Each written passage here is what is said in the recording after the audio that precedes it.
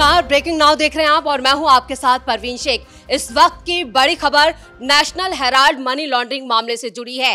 राहुल गांधी और सोनिया गांधी कभी भी गिरफ्तार हो सकते हैं। इसके साथ ही कांग्रेस के कई नेता ईडी के निशाने पर आ गए हैं और इस पूरे मामले को लेकर कोर्ट से जो बड़ी खबर आ रही है उस पर ज्यादा अपडेट के लिए मेरे साथ जुड़ रहे हैं कैपिटल टीवी के editor in chief doctor Manish Kumar. Rouse Avenue court से क्या खबर आ रही है? देखिए, ये ईडी के केस के ऊपर कि कॉग्निजेंस लिया जाए या ना लिया जाए, मतलब कि ये जो ईडी ने नेशनल हेराल्ड केस में गांधी परिवार और कुछ कांग्रेसी नेताओं के ऊपर जो केस दायर किया है जी। उसको कॉग्नाइज किया जाए, उसके ऊपर कार्रवाई शुरू की जाए या नहीं की जाए, या इस केस में कोई दम नहीं है, यही फैसला होना है। 29 जुलाई को इसके ऊपर फैसला आना है और अगर ये कोर्ट की निगाह में मनी लॉन्ड्रिंग का केस बनता है तब तो गिरफ्तारी होगी ही होगी। मनी लॉन्ड्रिंग का केस बड़ा खतरनाक केस होता है। ऑलरेडी सीबीआई की जांच चल रही है, वो अलग केस है।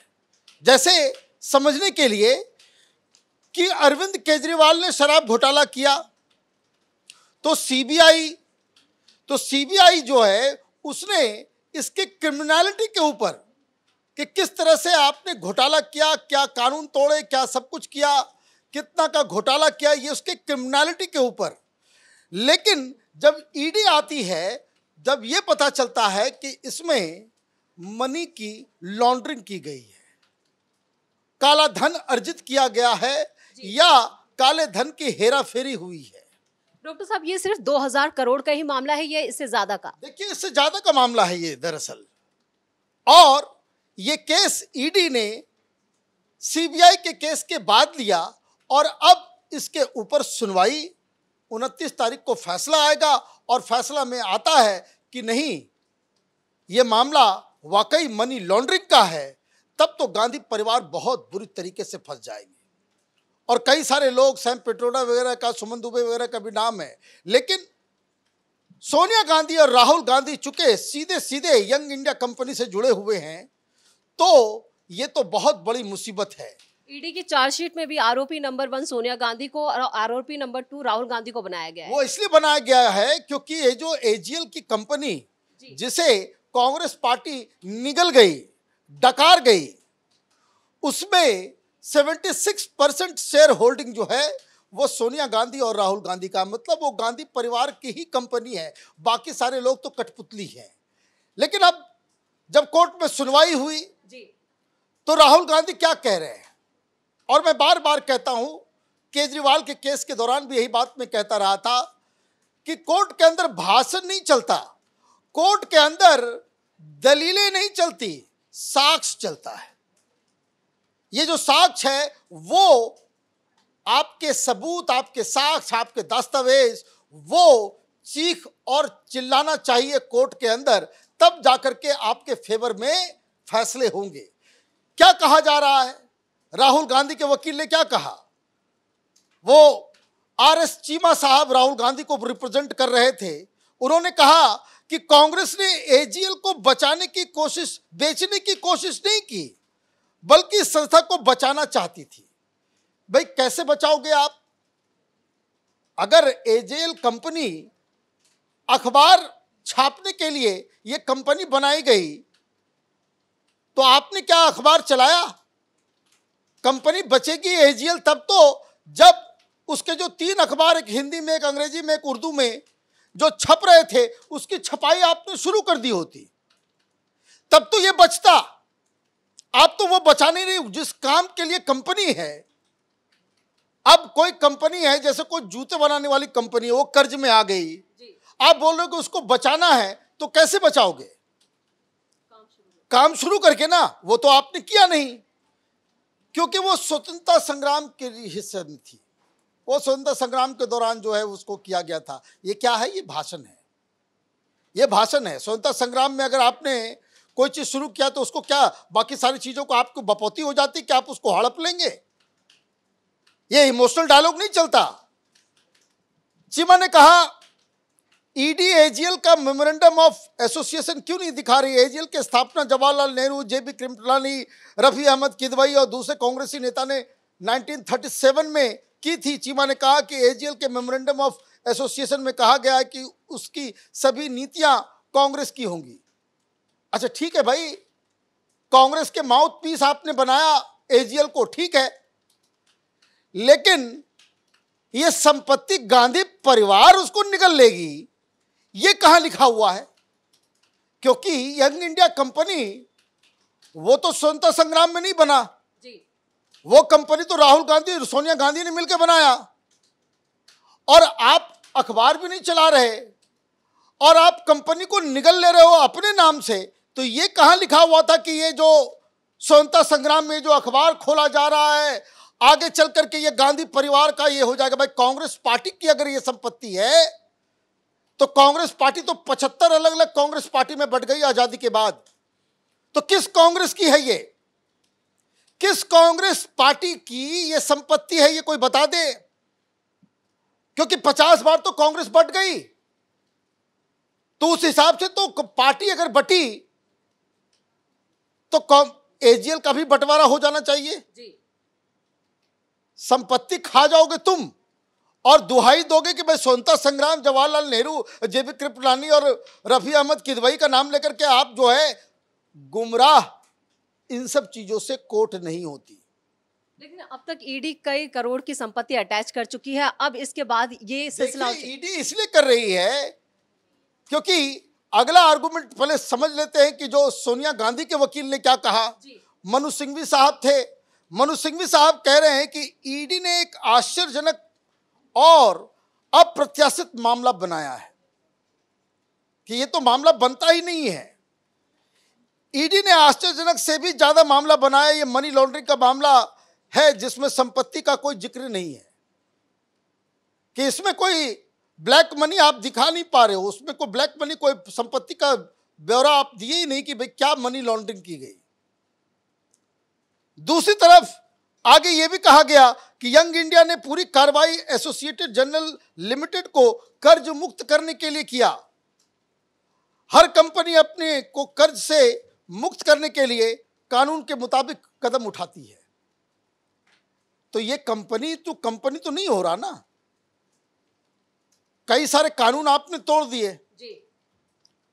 भाई पॉलिटिकल पार्टी को टैक्स नहीं देना पड़ता है, तो वो उसको कोई बिजनेस वेंचर में भी आप पैसे नहीं दे सकते। टैक्स चोरी का भी मामला है, तो ये तो वो अलग मामला है।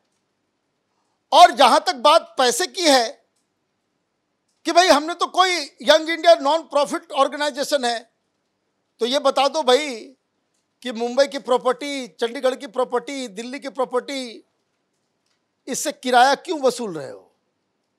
वो प्रॉफिट कहां जा रहा है? यंग इंडिया में किसने पैसे लगाए? जिसने पैसे लगाए उसको टिकट दिया, उसको चुनाव लड़वाया, किया या नहीं किया? इसलिए ईडी की तरफ से सबूत दिए जा रहे हैं। ईडी ने क्या कहा? ईडी ने कहा कि यंग इंडियन 2000 करोड़ की आपराधिक आय प्राप्त करने का एक साधन था। और यह बात जब यह केस सामने आया था, जब यूपीए की सरकार थी, यूपीए की सीबीआई थी, और तथाकथित राहुल गांधी के अगर बयानों को अगर जोड़े तो उनका ही जुडिशरी भी था। तो कोर्ट में क्या हुआ था, क्यों इनको बेल लेना पड़ा था? क्योंकि कोर्ट ने कहा था कि ये बात बिल्कुल सही है कि यंग इंडियन कंपनी जो आपने बनाया है उसका मकसद यही था कि एजीएल को कैसे निगलना है। ये एक क्रिमिनल कॉन्स्पिरेसी है, यह मनी लॉन्ड्रिंग का एक क्लासिक मामला है। शेयर होल्डिंग सिर्फ नाम के लिए है और अन्य आरोपी गांधी परिवार की कठपुतली हैं। वाकई कठपुतली हैं, कोई इसमें कोई रॉकेट साइंस समझने की तो जरूरत है नहीं। राहुल गांधी सोनिया गांधी को नियंत्रित करते हैं इस कंपनी को, और उनका उद्देश्य 92 करोड़ प्राप्त करना नहीं था। 92 करोड़ बताया गया, भाई 92 करोड़ रुपए है ना कर्ज आपने उसको ये देने के लिए, ठीक होने के लिए आपने दिया, वो पैसा ही ट्रांसफर कभी नहीं हुआ। चैरिटी की भी बात की गई। कुल मिलाकर के 50 लाख जो है वो आपने जो है वो पैसे दिए, और 50 लाख रुपए आपने ट्रांसफर किए एजीएल को कांग्रेस के फंड से, और आपने जो है मान ले उठा लिया 2000 करोड़ रुपए का। सोनिया गांधी, राहुल गांधी ने 2000 करोड़ की संपत्ति मात्र 50 लाख रुपए में ली, ईडी कह रही है। आप साबित कर दो कि नहीं किया है काम। 2000 करोड़ की संपत्ति इस कंपनी में आई, 2000 करोड़ रुपए आपने खर्च किए। ये तो साक्ष्य है, भाषण नहीं है, दस्तावेज है। भाई वो जो 90 करोड़ रुपए की बात हो रही है, भाई 90 करोड़ रुपए क्या ट्रांसफर हुआ? क्या नहीं हुआ? ट्रांसफर कितना हुआ? ये 50 लाख रुपए। 50 लाख रुपए देकर के आप 2000 करोड़ रुपए की संपत्ति लोगे, ये मनी लॉन्ड्रिंग नहीं है तो क्या है? इससे बड़ा केस क्या होगा? और सबसे बड़ी चीज जो बात ये लोग कह रहे हैं कि भाई हम तो एजीएल को रिवाइव करने के लिए ऐसा काम किया, उसको बचाने के लिए। ईडी ने खुलासा किया कि एसोसिएट जनरल लिमिटेड का स्वामित्व लेने के बाद यंग इंडियन लिमिटेड ने घोषणा की कि वो नेशनल हेराल्ड अखबार प्रकाशित नहीं करेगा। मतलब यंग इंडिया का रेजोल्यूशन है, आपने सब कुछ ले लिया, हड़प लिया, और उसके बाद आपने डिक्लेयर किया है ऑन रिकॉर्ड, उसके दस्तावेज हैं, कागज हैं कि आप नेशनल हेराल्ड अखबार जो है अब प्रकाशित नहीं करेंगे। और अखबार प्रकाशित नहीं हो रहा और कई सारे लोग उसमें ऐड भी दे रहे हैं। ये मनी लॉन्ड्रिंग नहीं तो क्या है? अखबार छप नहीं रहा और अखबार में प्रचार के लिए पैसे जमा हो रहे हैं। कौन दे रहा है? जिनको फिर आप इलेक्शन में टिकट दे रहे हो। ये पैसा किसके पास जा रहा है? राहुल गांधी, सोनिया गांधी के पास जा रहा है। और इससे दिन के उजाले से भी साफ साफ ये जो है ओपन एंड शट केस है। कांग्रेस के जो दूसरे नेता हैं उनकी क्या भूमिका है, खासतौर से खड़गे का नाम? आप ये दूसरे नेता क्या होते कांग्रेस में? Congress is a private limited company of Gandhi परिवार। बाकी सब लोग वहां एम्प्लॉय हैं, वहां दास के रूप में हैं। आप ये बताइए, ये यंग इंडियन का सीईओ बना दिया खड़गे साहब को, ये जांच एजेंसियां उठा के लेकर गई उनको।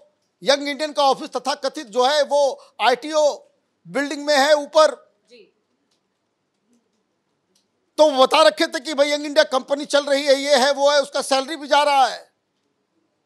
तो सीईओ साहब मल्लिकार्जुन खड़गे को लेकर के गई एजेंसियां, बोली कि भाई जरा दिखाओ कहां ऑफिस चला रहे हो तुम यंग इंडियन। तो जब वहां पहुंचे तो मालूम चला वहां तो ताला बंद है। तो सीईओ साहब से पूछा गया कि भाई ताला खुलवाओ। तो सीईओ साहब कह रहे हैं कि भाई ताला कहाँ है, चाबी कहाँ है, हमको नहीं मालूम। तो वहां बैठाया गया। तो उसके बाद 1 घंटे के बाद तो चाबी आई। चाबी आकर के खोला गया तो अंदर दफ्तर के नाम पे कोई भुताहा खंडहर, डेस्क के ऊपर धूल जमा हुआ, न एक एम्प्लॉय, न रिसेप्शनिस्ट, न फोन, न इंटरनेट, न कंप्यूटर। वो सिर्फ आप जो है कागजों पे कंपनी चला रहे थे। आप इस तरह का फ्रॉड करोगे और ये सोचोगे कि कोर्ट के अंदर स्वतंत्रता सेनानी, तो सेकुलरिज्म, तो सोशलिज्म, नेशनलिज्म और पता नहीं नेशनल इंटीग्रेशन की बात हम फैलाने के लिए 2000 करोड़ रुपए हमें चाहिए ना। तो इसमें मामला तो ये फंस गया है। 29 तारीख को ईडी का केस अगर स्टार्ट हो गया, कोर्ट ने कहा कि हाँ ईडी का केस से मनी लॉन्ड्रिंग का बन रहा है, तब तो इनको बेल लेना पड़ेगा, नहीं तो फिर इनको तिहाड़ जाना पड़ेगा। इस तमाम जानकारी के लिए बहुत बहुत धन्यवाद। तो national Herald money laundering case में गांधी परिवार की दिक्कतें काफी हद तक बढ़ चुकी हैं।